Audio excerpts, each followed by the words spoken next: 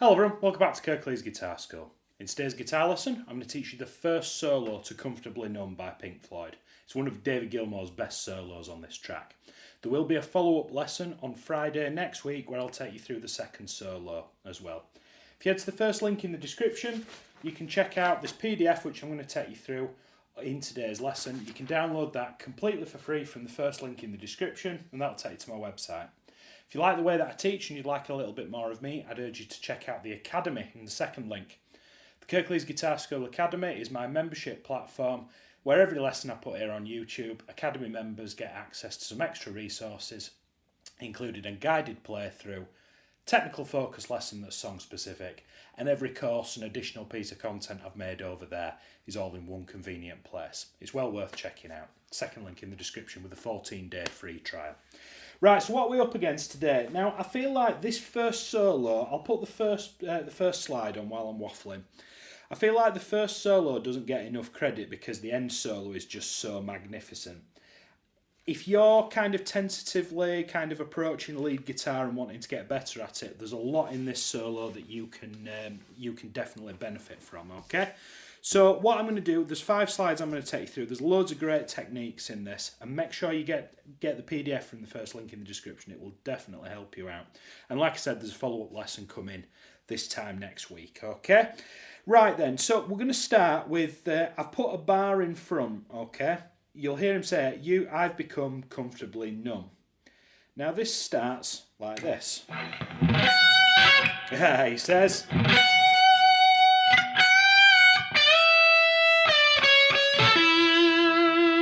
So that's what we're up against. Let's pick through that a little bit. We'll talk about tones and stuff at the back end of the video. I know I'm playing a black guitar, but not David Gilmour's black guitar, but we'll talk about that in a little bit. Right, we're going to start by raking the G and the B strings into the 14th fret of the high E string, which is an F sharp. Now what I'm doing is I'm using my palm to give myself 2 dead notes. Now, players like Stevie Ray Vaughan did this all the time, where you're aiming for this note up here, but you'll rake a couple of these notes on the run up to it. Now, I prefer to use this hand to give myself 2 dead notes, and then with my middle finger, it's really important you use your middle finger, I'm going to play the 14th fret, and you see all this wavy stuff up here? It's called vibrato, is this. So what that means is I want you to play the note and then give it a wobble. Now we don't want this. This comes later on where we're bending the string. We're just moving it a little bit. Up and down, backwards and forwards. Not side to side, up and down.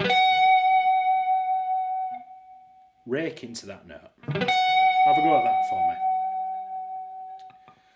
We're then going to play a dead note by just relieving the pressure on this 14th fret but not letting go of it to get this kind of like chuck noise. You'll hear him hit this. There's a couple of dead notes in this and the second solo. And then we're going to pick that 14th fret again and we're going to bend it up and then down in the same motion. Now can you see here it says half? What that is, it's called a half step bend. So what that means is I'm going to bend this note the equivalent of 1 fret on the guitar. So this is an F sharp note. I'm going to pick it. I'm going to bend it just enough so it sounds like this G over here. And then I'm going to bring it back down to F sharp. That's why the line goes up and then back down. You see how it does it here on this 15th fret of the B as well. The technical focus for this lesson is all about Gilmour's bends, and I urge you to check it out. So far we've got. I'm then going to take my ring finger, play the 15th fret on the B string. This is a D note. Now you see how this says full? So this means 2 frets. I want you to bend this D note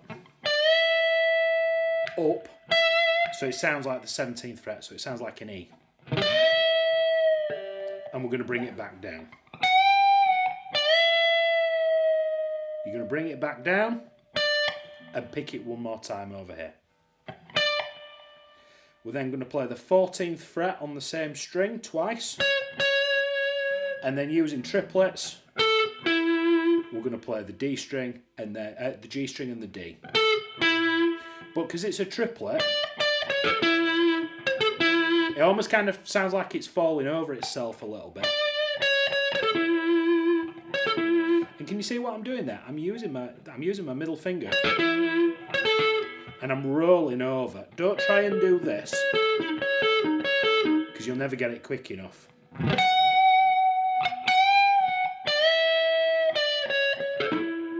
And it's supposed to be. It's supposed to be a bit plinky plonky in sound. Okay? So that's the top of the PDF. Pause the video and get that under your fingers. If you're feeling brave, let's have a look at the next bit.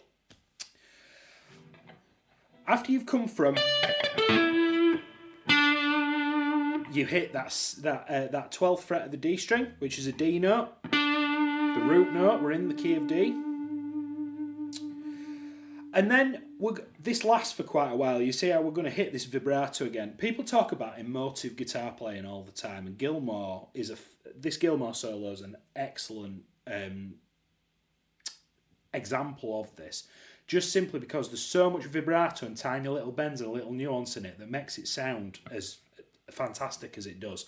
Getting the vibrato and the bends right in this solo is paramount. We're then going to do another little dead note on that 14th fret, and we're going to bend it half a step up and down. Now, can you see how we're going to bend this 15, this D note on the B string again, but we're not bringing it back down, we'll just bend it up. And what we're going to do is we're going to pick that D note again and then pull off to the C sharp, 14th fret.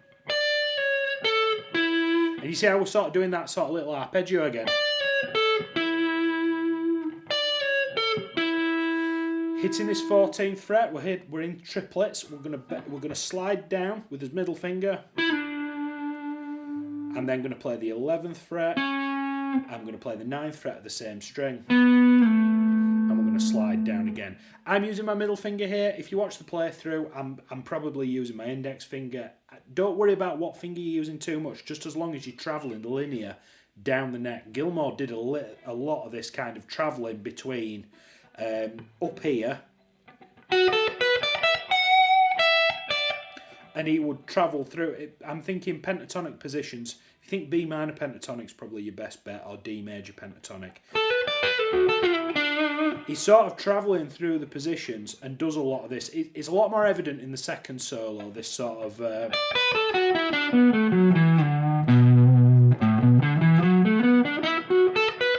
He sort of goes diagonally between the positions. It's a really good study. Anyway, we're getting off piece, aren't we? So you see how we're moving down and we're gradually kind of coming down to what we call fifth position. Fifth position meaning around the 5th fret of the guitar. Let's have a look at what we've got so far. So first bit, you've got...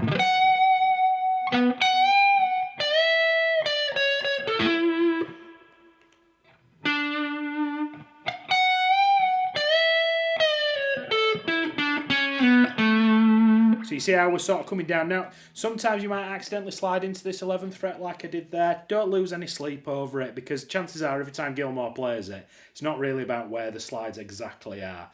This solo tends to start the same and then kind of go off-piste. And if you check like the Live in Pompeii versions and stuff, there are slight variations. Just as long as you can play it, just enjoy it for what it is, okay? Right, so then we've walked down, haven't we, here. We're then going to come all the way back up to this G note here on the 12th fret of the G string, but I'm going to slide into it. Now, plenty of vibrato, and I'm sort of sliding from an undisclosed location. It doesn't really matter where... I'm being dramatic coming down here. Anywhere sort of 2 or 3 frets is more than enough. Usually when you see it telling you to slide into a note, the general rule of thumb is to use 2 frets, unless it tells you otherwise. So I'm sliding from 10 into 12, but it doesn't matter really well. We're then gonna... Nice little lick, but it's all very linear, which keeps it what we call legato. Legato meaning smooth. And this is kind of this sort of... It's almost like he's playing with a slide, but it's not. It's really lovely playing. So we've played this 12th fret.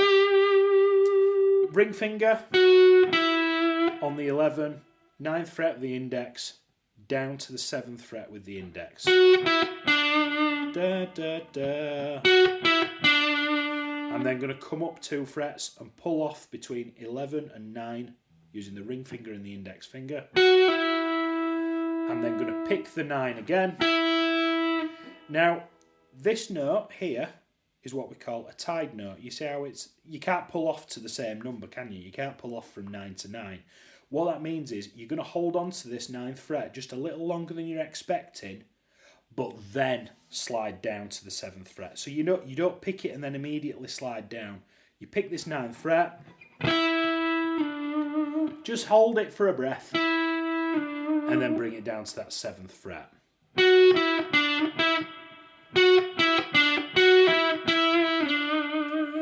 Then you've got this lovely variation where we've got some this fast flurry of notes where I'm pulling off between the 9th fret with the ring finger and the 7th fret of the G. I'm then going up to the 9th fret of the D string with my ring finger. And I'm then going 7, 9, do a position shift. And there's a bend coming after this one, yeah?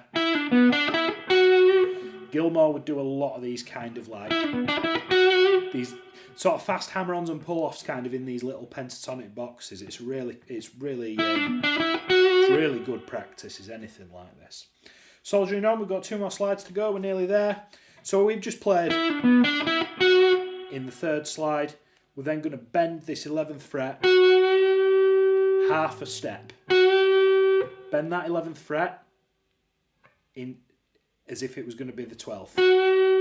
G flat to G. We're then going to completely change tact. We're going to do another rake into the 15th fret to this G note up here. Now, you would be inclined to maybe use your 2nd finger like we've done at the start of the solo, but we've got quite a lot of 12s coming up. So what I'd do is I'd encourage you to rake. Again, muting with the picking hand. To get that. We're then going to pull off to the middle finger on the 14th fret and then 12th fret. G, F sharp, E. We're then going to go up a string and pull off between D and B. So think pentatonic shapes, yeah? I'm then going to roll over to the 12th fret of the G string and then the 12th fret of the D string as well. There's a lot of arpeggio work in solo 1 of this song. It's good study. I'm then going to move down to the 10th fret and I'm going to play this with my middle finger and pull off to the index finger on the 9th fret. Sorry. Yeah. Pull off or slide. I can't decide which actually in hindsight. That's why I've put both in.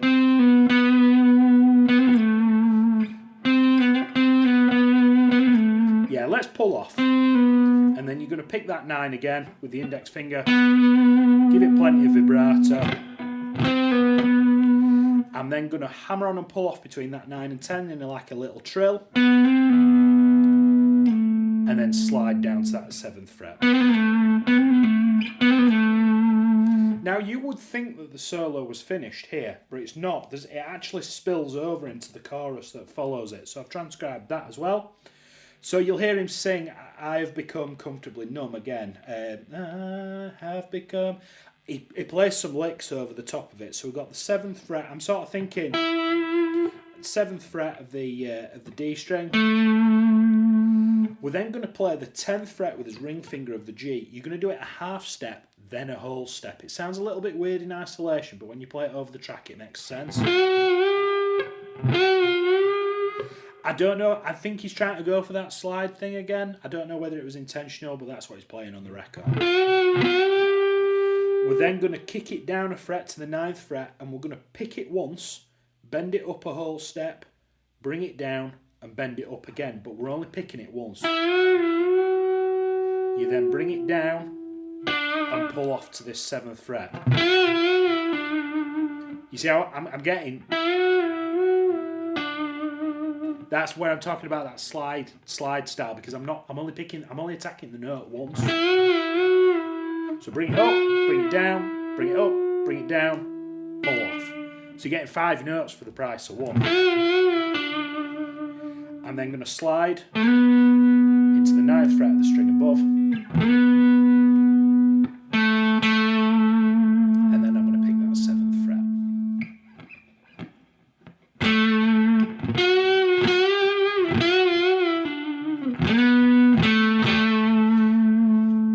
Now that conveniently brings me on to my next thing, which is about tones. So I'm using the Boss Katana today.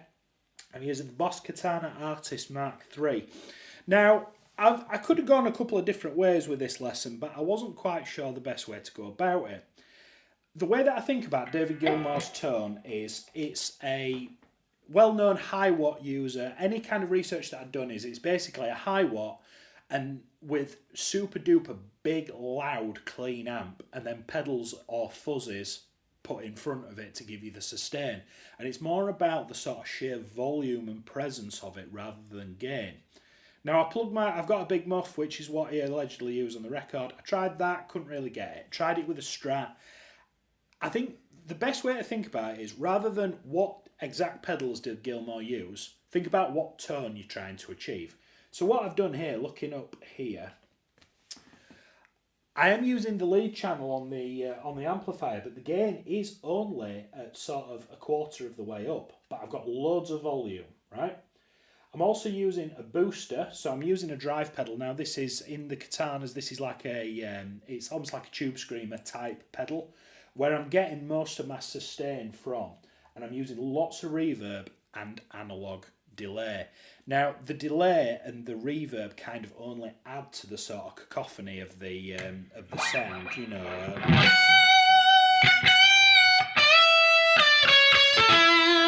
Even as you get into solo too.